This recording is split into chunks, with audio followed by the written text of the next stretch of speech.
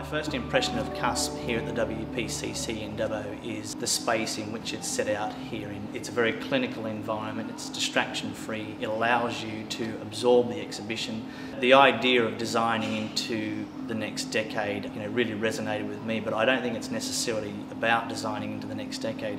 It's also about culture into the next decade, because the exhibition touches on so many levels of society. It touches on architecture, it touches on food, it touches on medicine, it touches on health, it touches on science, it touches on art. So anyone coming to see CUSP, I think, will take away a lot to think about.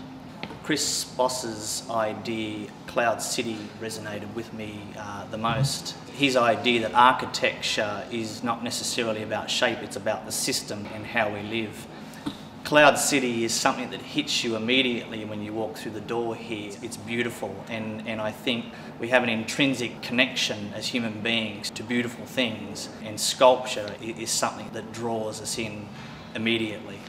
I like how Boss refers to future cities as organisms. This immediately makes you realise how disconnected we've become to our surroundings and the space that we live in. Cloud City will make audiences think about the way they live and really the way they want to live.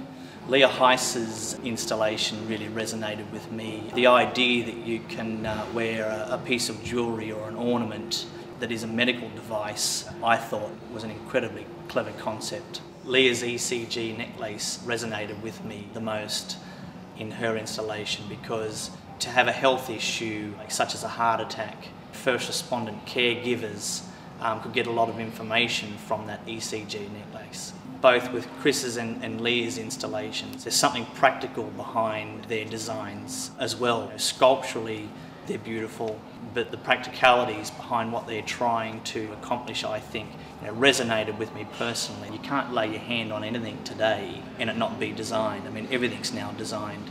And when you have an exhibition like CUSP here, in Dubbo, it reminds you that design is a huge part of everything that we do now, from a car to a phone to a computer. I mean, it's all designed, and there's a lot of research and development that's gone on behind that.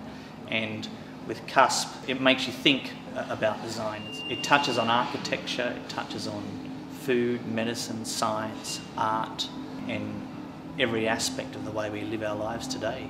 For the Dubbo community, I think seeing an exhibition like this come to Dubbo, I think you couldn't not walk out of here inspired.